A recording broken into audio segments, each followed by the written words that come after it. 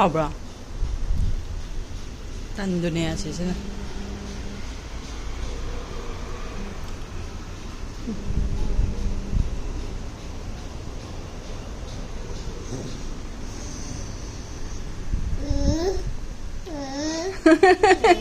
kaino biduni tanju biduni breakfast saine yerum ngobane aduga tanga adagi chane ba ado aigi yerum ngobuse ma chabanina thum kaika se hapte morok su hapte ba ma so dum ille dum sari sida yenge asina tando khla set raga pi ba kang yam lei kang hita si ami na ina nungai ta dana ne cha sina yerum hawe akong ki am lei le ba supa after bite pu di tai le ba ko mo gi mother's purse tu gi ne after bite lei de gi before bite happy e ba before bite to ai ma phi da lo ne ma happy gram ne before bite se si mother's purse ki anti insect fabric roll on sis na hana massage sigi maning side sida ne dot ahumari nambi ga do ba swaida khara namme swaida khara namme adagi nangan wa gi maning da somda man namme kang chik tana ba moi de naurim ni na skin da kai da tai bu do yadri da na ko adudi nan pasan ba di ya ro sb haima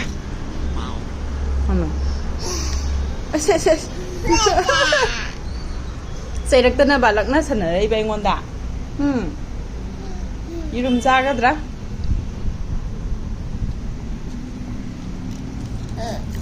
Siya yung jab dong yaw rin na, may huling kakan jab dong yaw ni, bukong jab dong yaw ni, yaw durom ni, matan jab si ma.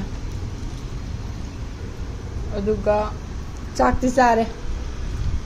Sak handa khara sare ukabi do sa yoga thame aduga yaira ga ne mai matong do aduga chak ka taraga chak spoon ama khara thanba wai do aduguma mamuk chare ba ngai kharaga as lek pe ade apan da budi kem tai de bu sum ngai te bu se me uyang es yam ing tap chabi oi ba do yango haji irang khara hauram ne o kai pamba si pamba amuka si pamba guys piro mai mama jibo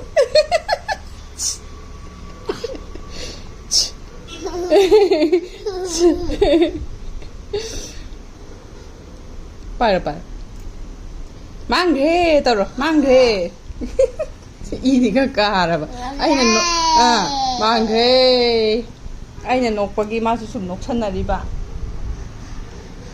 che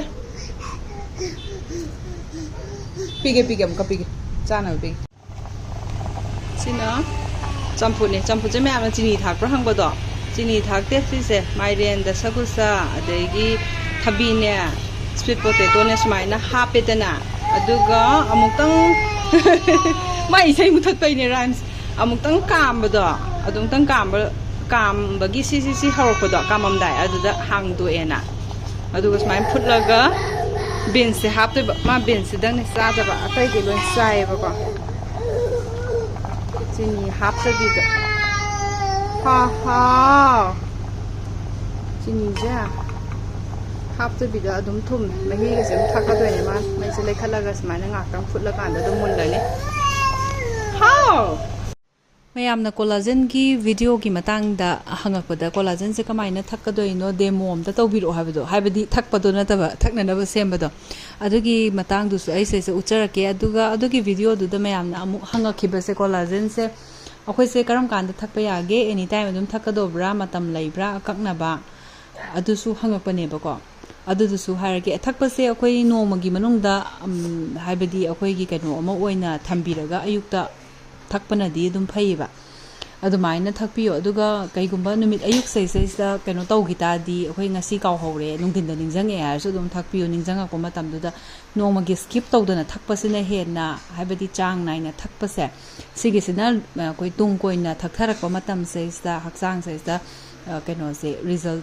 ꯐꯪꯕꯁꯦ ꯑꯗꯨꯃꯥꯏꯅ ꯑꯣꯏꯕꯅꯤ ꯃꯔꯛꯇ ꯌꯥꯝꯅ ꯀꯥꯟꯊꯣꯛꯑꯒ ꯊꯛꯄꯗꯨꯗꯤ ꯀꯥꯟꯅꯐꯝ ꯈꯪꯗꯕꯅꯦꯕꯀꯣ ꯑꯗꯨꯃꯥꯏꯅ ꯇꯧꯋꯤ ꯑꯗꯣ ꯁꯤꯒꯤ ꯃꯥꯒꯤ ꯁ꯭ꯀꯨꯞꯁꯦ ꯑꯗꯨꯝ ꯌꯥꯎꯔꯛꯄꯅꯤ ꯑꯩꯈꯣꯏꯅ ꯀꯣꯂꯥꯖꯟꯁꯤꯒꯤ ꯂꯩꯕꯁꯤꯒꯤ ꯕꯣꯇꯜ ꯍꯥꯏꯒꯗ꯭ꯔꯥ ꯖꯥꯔ ꯍꯥꯏꯒꯗ꯭ꯔꯥ ꯁꯤꯒꯤ ꯃꯅꯨꯡꯁꯤꯗ ꯑꯣꯟꯅꯅꯕ ꯀꯣꯠꯅꯕ ꯑꯃ ꯌꯥꯎꯔꯛꯀꯅꯤ ꯑꯗꯨꯒꯤ ꯑꯊꯟꯕꯁꯤꯃ ꯑꯗꯨꯝ ꯁꯤꯁꯦ ꯒ꯭ꯂꯥꯁꯇ ꯍꯥꯞꯄꯒ ꯏꯁꯤꯡ ꯍꯩꯖꯤꯜꯂꯒ ꯑꯗꯨꯝ ꯑꯣꯠꯄꯗ ꯇꯨꯝꯕꯅꯦꯕꯀꯣ ꯁꯤꯁꯤꯃ ꯑꯗꯨꯝ ꯊꯛꯄꯤꯔꯣ ꯑꯗꯨꯒ ꯁꯤꯒꯤ ꯊꯛꯄꯁꯦ ꯆꯥꯛꯈꯥꯎ ꯁꯣꯛꯀꯗ꯭ꯔꯥꯅ ꯍꯪꯕꯗꯣ ꯑꯗꯨꯒꯤ ꯆꯥꯛꯈꯥꯎ ꯁꯣꯛꯄꯒꯤꯗꯤ ꯂꯩꯇꯦꯀꯣ ꯁꯤꯁꯦ ꯍꯥꯏꯕꯗꯤ ꯀꯩꯝ ꯃꯔꯤ ꯂꯩꯅꯗꯕꯅꯤ ꯑꯩꯁꯨ ꯌꯥꯝꯅ ꯆꯥꯛꯈꯥꯎ ꯁꯣꯛꯀꯟꯕ ꯑꯃ ꯑꯣꯏꯕꯅꯦꯕ ꯑꯗꯨꯕꯨ ꯌꯥꯝꯅ ꯁꯦꯟꯁꯤꯇꯤꯞ ꯑꯣꯏꯕ ꯑꯗꯨꯃꯥꯏꯅ ꯌꯥꯝꯅ ꯅꯨꯡꯉꯥꯏꯇꯕꯅꯦ ꯍꯥꯏꯔꯒꯗꯤ ꯑꯗꯨꯝ ꯂꯐꯣꯏꯒꯨꯝꯕ ꯑꯃ ꯆꯥꯔꯒꯁꯨ ꯑꯗꯨم ꯌꯥꯏ ꯑꯗꯨꯃꯥꯏꯅ ꯑꯗꯨꯝ ꯑꯌꯨꯛꯀꯤ ꯃꯇꯝꯗꯨꯗ ꯊꯛꯄꯤꯔꯣꯀꯣ ꯁꯤꯒꯤ ꯏꯅꯥꯔꯤꯁꯦ ꯐꯪꯗꯦꯅ ꯍꯥꯏꯕꯗꯣ ꯍꯧꯖꯤꯛꯁꯦ ꯑꯟꯑꯦꯕꯥꯏꯂꯦꯕꯜ ꯑꯣꯏ ꯑꯗꯣ ꯑꯐꯕ ꯁꯤꯖꯤꯟꯅꯕ ꯌꯥꯕ ꯃꯌꯥꯝ ꯑꯃ ꯑꯩꯒꯤ ꯚꯤꯗꯤꯑꯣꯗꯨꯗ ꯗꯦꯁꯀ꯭ꯔꯤꯞꯁꯟ ꯕꯣꯛꯁꯇꯁꯨ ꯄꯤꯈꯤꯕꯅꯦ ꯑꯗꯨꯁꯨ ꯍꯥꯏꯐꯦꯠꯇꯪ ꯌꯦꯡꯕꯤꯌꯨ ꯖꯨꯖꯣ ꯂꯣꯏꯕꯩ ꯁꯛꯅꯦ ꯆꯗꯣꯡꯒ ꯊꯤꯟꯕꯤꯕꯅꯦ ꯂꯦꯡꯗꯅꯒ ꯑꯗꯨꯝ ꯌꯥꯏ ꯃꯔꯝ ꯃꯣꯛꯄꯤꯁꯦ ꯑꯃꯃꯝ ꯆꯥꯕ ꯆꯠꯂꯨꯔꯁꯤꯀꯣ ꯑꯩꯈꯣꯏ ꯉꯁꯤ ꯃꯊꯦꯜ ꯑꯩꯅ ꯆꯥꯛꯍꯥꯎ ꯈꯤꯇꯪ ꯑꯃꯒ ꯀꯥꯝꯁꯟꯕ ꯆꯥꯛꯍꯥꯎꯁꯦ ꯃꯥꯁꯦ ꯄꯥꯝꯕꯅꯦꯕ ꯌꯥꯝꯕ ꯅꯠꯇꯦ ꯈꯤꯇꯪ ꯑꯗꯒꯤ ꯆꯝꯐꯨꯠ ꯑꯃꯅꯦ ꯆꯝꯐꯨꯠꯁꯦ ꯁꯨꯃꯥꯏꯅ ꯃꯌꯥꯟ ꯕꯦꯝꯃꯁꯨ ꯌꯥꯝꯅ ꯆꯥꯕꯅꯦꯕ ꯉꯁꯤꯗꯤ ꯆꯥꯛꯀ ꯆꯝꯐꯨꯠꯇꯒꯤ ꯈꯔ ꯂꯧꯔꯒ ꯅꯩꯈꯥꯏꯔꯒ ꯑꯗꯨꯃꯒ ꯏꯟꯈ꯭ꯔꯦ ꯑꯗꯨꯒ ꯃꯥꯒꯤ ꯎꯀꯥꯕꯤ ꯌꯥꯏꯔꯒ ꯂꯩꯕꯅꯦ ꯑꯗꯨ ꯈꯔ ꯑꯃꯒ ꯆꯥꯈ꯭ꯔꯦ ꯆꯝꯐꯨꯠ ꯃꯍꯤꯒ ꯊꯛꯈ꯭ꯔꯦ ꯆꯝꯐꯨꯠꯁꯤꯃꯅꯦ ꯂꯐꯨ ꯏꯔꯣꯟꯕꯅꯦ ꯑꯗꯨꯒ ꯁꯤꯅ ꯎꯀꯥꯕꯤ ꯈꯤꯇꯪꯈꯛ ꯑꯃ ꯇꯥꯎꯕꯅꯦ ꯑꯗꯨꯃꯥꯏꯅ ꯇꯥꯎꯍꯧꯕꯅꯦ ꯁꯤꯅ ꯀꯩꯅꯣ ꯔꯥꯖꯃꯥ ꯊꯣꯡꯕ ꯆꯤꯕ꯭ꯔꯥ ꯈꯔ ꯉꯧꯊꯣꯛꯈ꯭ꯔꯦ ꯑꯗꯨꯝ ꯃꯇꯝ ꯍꯦꯛꯇ ꯆꯪꯉꯤ ꯌꯥꯝꯅꯕꯨꯗꯤ ꯃꯤꯛꯁ ꯇꯧꯕꯕꯨꯗꯤ ꯊꯨꯕ ꯃꯊꯪ ꯅꯠꯁ ꯅꯨꯡ ꯉꯧꯕ ꯑꯗꯒꯤ ꯀꯩꯅꯣꯒꯤ ꯌꯨꯕꯤꯒꯤ ꯃꯅꯒꯟꯁꯦ ꯃꯀꯨ ꯈꯣꯛꯄꯗꯣ ꯑꯗꯨꯁꯨ ꯈꯣꯛꯄ ꯉꯝꯃꯛꯇꯕ ꯃꯀꯨ ꯈꯔ ꯍꯥꯞꯈꯤꯕꯁꯨ ꯌꯥꯎꯋꯦ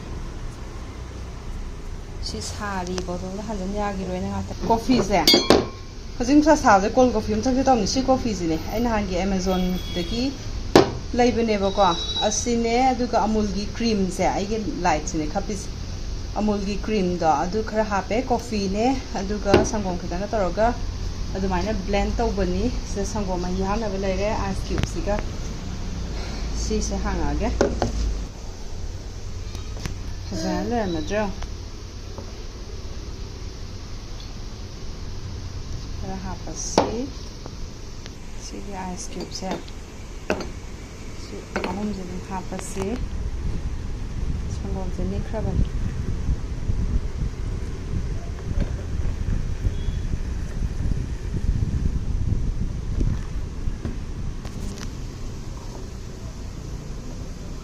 ꯑꯩꯅ ꯁꯤ ꯁꯨꯃꯥꯏꯅ ꯁꯦꯝꯗꯣꯛꯑ ꯊꯝꯕ ꯁꯤꯁꯤꯅ ꯀꯨꯞꯁꯜꯂꯒ ꯐ꯭ꯔꯤꯖꯇ ꯊꯝꯃꯦꯕ ꯑꯗꯨꯏꯗꯤ ꯁꯠ ꯂꯥꯎꯅ ꯏꯟꯁꯇꯦꯟꯠ ꯑꯣꯏꯔꯦꯗꯅ ꯍꯥꯎꯔꯅꯤ ꯁꯥꯕꯁꯤꯗ ꯏꯪ ꯂꯥꯎꯅ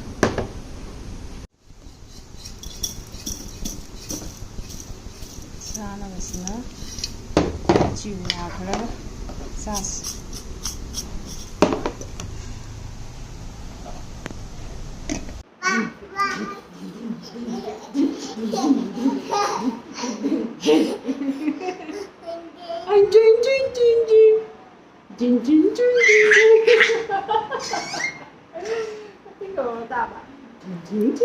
그만해 저거 잡아줘 예쁘지? 성녀지 너무 예쁘지? dry 나오 예쁘지? 예뻐 그자 예뻐 나무 좀로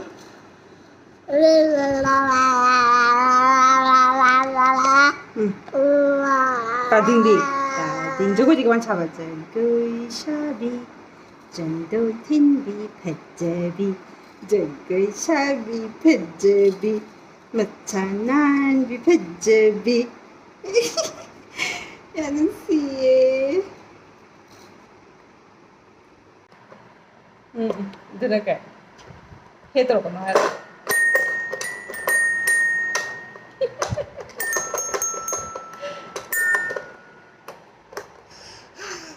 떨어먹어 콩 땡땡땡 저거 이렇게 많이 잡아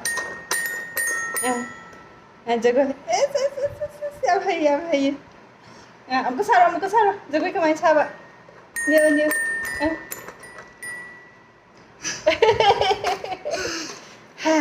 Hay ba.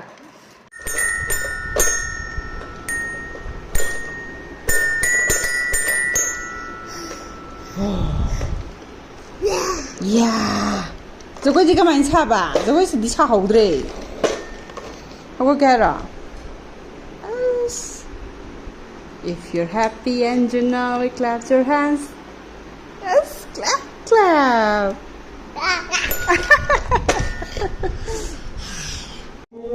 ꯑꯩꯈꯣꯏꯒꯤ ꯅꯨꯡꯊꯤꯟꯒꯤ ꯆꯥꯅꯕꯁꯦ ꯁꯤ ꯑꯌꯨꯛꯀꯤ ꯆꯥꯅꯤ ꯉꯁꯥꯏꯒꯤ ꯑꯗꯨꯒ ꯁꯤꯁꯨ ꯑꯌꯨꯛꯀꯤ ꯑꯩꯈꯣꯏꯅ ꯍꯧꯔꯒ ꯊꯝꯃꯝꯕ ꯇꯟꯅꯦꯕ sisu salaga ngasai dung gi ga kang na hore na gi ga khar tairaga keno tawban aduga ne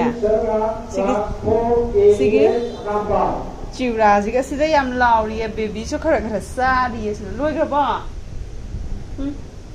sari haira cha ama pairi sigi se manjo ina khara hapsan bane aina ngawbase haibadi cashew do laiti ba aduduna siuna hapsan ba kano duga leba hawai duga yupi ga nuts to chuda bagi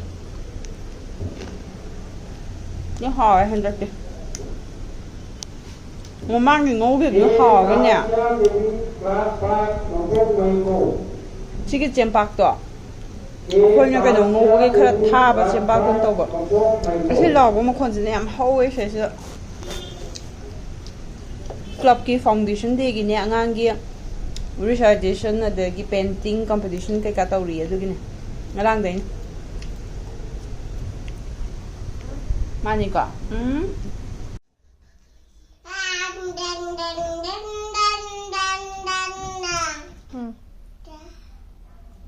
clap tawro yengage fazana lepo duga clap tawro clap good ya hay dice Ado nikano. Ahay biya nga. Chapajabi. Chatabi. Omka taro clap taro omka. Yang age. Poti ju sangzeri ni chatabi je. Kyo. Ging.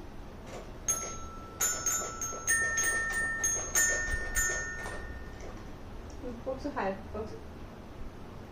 Sai kamay na hai ba? Ima. Box ke. Amara to. Mo tanda nong jaja ba. Am hai ji di.